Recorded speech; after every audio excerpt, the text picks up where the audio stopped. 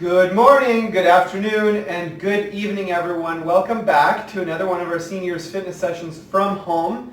As you know, I film these sessions 2 weeks in advance, and on this current date, it's a sweltering Thursday.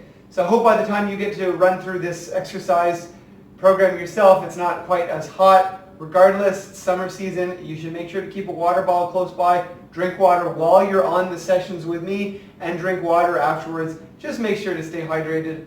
Today's session is going to be upper body primarily. And of course, all 3 sessions this week, I'm going to include some rotator cuff muscle work for you. That's also going to come into play on the lower body day. Without further ado though, we might as well go ahead and get started. We're going to do heel raises in 3 different positions for our feet to start. So great exercise for balance and a great exercise to strengthen your feet and your calves. So I'd like for you to start with your heels together, toes opened up. We're going to raise up and drop down, and we're going to do that for 15 repetitions, starting from 1, 2, 3. We're starting with a moderate pace, 4, and I want to make sure when you're rising and falling, 5, 6, you're not just crashing down. 7, 8, you're controlling the drop as well. 9, you're in control the whole way through. 11, 12, 13, 14, 15. Now I want you to turn your toes so that they very slightly angle in towards each other. So toes slightly pointed towards each other. We're going to count backwards from 15, 14. Again, I want a nice even pace. 12, 11, 10, 9, 8, 7, 6, 5, 4, 3, 2, 1. And now we're not done yet. I said 3 positions. So the last position, your toes are going to face straight ahead. So nice even feet, shoulder width apart. We're going to count up to 20 in multiples of 2. In multiples of 2, starting from 0, 2, 4, 6, 8. Again, I want a nice steady pace. 12, 14, 16, 18, 20. And the surprise for you today, we're going to count back from 20, 18, 16, 14, 12. I couldn't imagine a better surprise. 8, 6, 4, 2, and 0. I sincerely hope that you felt that in your calves. Maybe, if you're lucky, you got that wonderful burning sensation. Just shake both legs out, shake the feet out, wiggle them around. You should touch your chair. Another balance exercise. Touching is better than leaning, because I want you working to improve your balance. We're going to raise one foot up off the ground, just slightly in front of the other foot, and we're going to draw some circles in a clockwise direction. At your own pace, of course, we don't have to count these ones. The less you use that chair for balance, the better you're going to be able to strengthen your balance. Now we're going to switch the direction. We're going to do counterclockwise rotation of that same foot. And before I lose my balance, let's switch feet. So again, clockwise direction. You can do it a little faster than me. You can do it a little slower than me. That's up to you. And then switch to a counterclockwise rotation. Do a few more. And that's it for the feet. You can grab a band now. By now, all of you know this exercise. It's a familiar one. I love to bring it back. I'm going to give you a few different variations of this one in the next few sessions, but more or less, whether you're rotating the arm with the elbow close to your side, or rotating with the elbow elevated a little bit higher up, or rotating and pulling the arm back, or rotating, pulling the arm up at the same time, they're really variations of the same movement. That external rotation of the arm, which works 3 of your 4 rotator cuff muscles. They're so fragile. It's one of the most common injuries for people to get, so I really, really like to train them as often as possible. So those of you who are doing this training with me 2 or even 3 days a week, you're definitely getting the best benefit out of the program, because you're actually able to run through these specific exercises as often as I'd like for you to run through them. So we're going to take the band, we're going to hold our palms facing straight up to the ceiling. We're going to tuck our elbows in, and we're just going to do some rotation. So opening up the hands as much as you can open them up while keeping the elbows tucked into your sides. We're going to count this in a multiple of 7. We're going to start from, oh, and by the way, if you're one of those show-offs who wants to work a little bit harder, you could stand next to a wall and lift one leg up. So if you lose balance, the wall's right there, but you could practice standing on one leg or at least lifting one heel, and that's going to improve your balance. You could take that and use that in the future. I won't always take the time to remind you that you can do that, but it's always an option. All right, sorry about that. Let's get working. I'll take fewer breaks from here on out.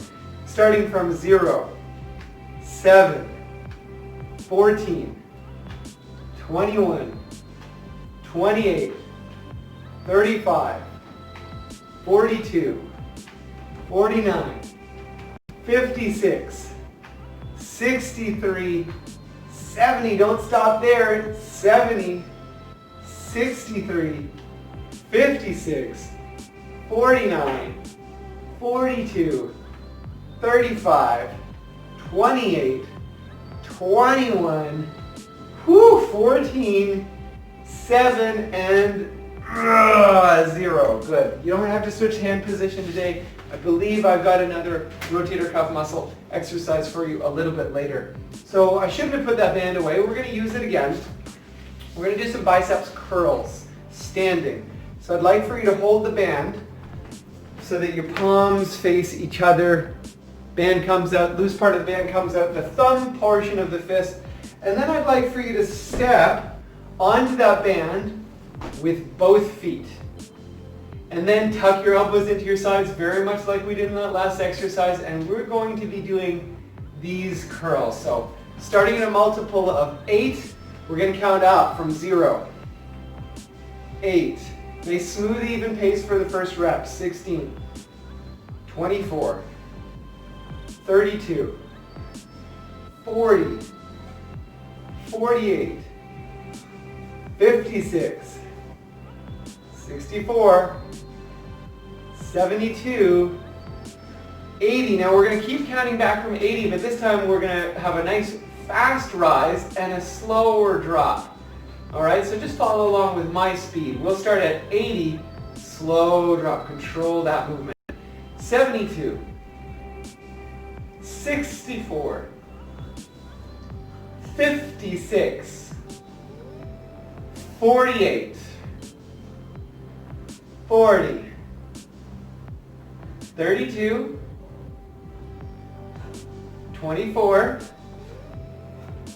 16, 8, yes, and 0. So by now your arms and shoulders have had a really great warm-up. Let's have a seat. We're going to start working the back side of the arm now and your back in general. So what I'd like for you to do is to sit here and then loop that band around 1 foot. 1 foot. And I've said this in the past, if your leg gets tired, you can drop the foot, touch the heel to the ground, and do this exercise like that. But my preference is that you make the effort to keep that leg raised the whole time, so you're strengthening and bolstering up these muscles from the knee up through the hip into your abdominal wall. So for this first exercise, this is a rotator cuff, this is a triceps movement. So we're going to pull our elbows back. That's going to become a row. And then after we pull the elbows back, we're going to straighten the arms. And you'll notice that I like to keep my hands just a little bit away from my hips for this one. And then we'll repeat. Elbows first, then straighten. We're going to do this in a multiple of 6, starting from 0, and then straighten. 6, 12. Now if you want to combine those two into one smooth action, 18, feel free. 24. Try to hold decent posture for these. 30. 36. 42. 48. 54. And 60. Wonderful. Now I want you to take this band Make sure that the loose ends of the band come out the top of the fist or the thumb side of the fist and loop it underneath your other foot. All right, we're going to do a different exercise, but same action of the opposite leg. This exercise, we're going to open the elbows up, so I'd say almost the wingspan without the forearms, so just elbows open. And then we're going to rotate our forearms backwards at the same time. So if you saw me do this from the side, I open up my elbows and then I rotate that forearm back. I actually try to do that in one smooth movement like this. All right, but if it makes it easier for you to think about it as two actions, elbows back, then rotate, feel free to separate it. It's not going to take you any more time. We're going to, instead of counting a multiple, spell this word that is above me right now. That's therapeutic, forwards and backwards. Starting from T, H, E. This is for the back of your shoulders, your rear delts, your rhomboids, R. It's a variety of bigger muscles. A, and very importantly, P, your three of the four rotator cuff muscles. Again, E, I think. U, T, I, C. Now keep that band around your foot. Just drop it for a moment. Wiggle the shoulders out. Get some blood back into them. We're going to spell therapeutic backwards with exactly the same exercise, starting from C, I, T, U, E, P, A, R, E. I bet your shoulders are feeling tired now.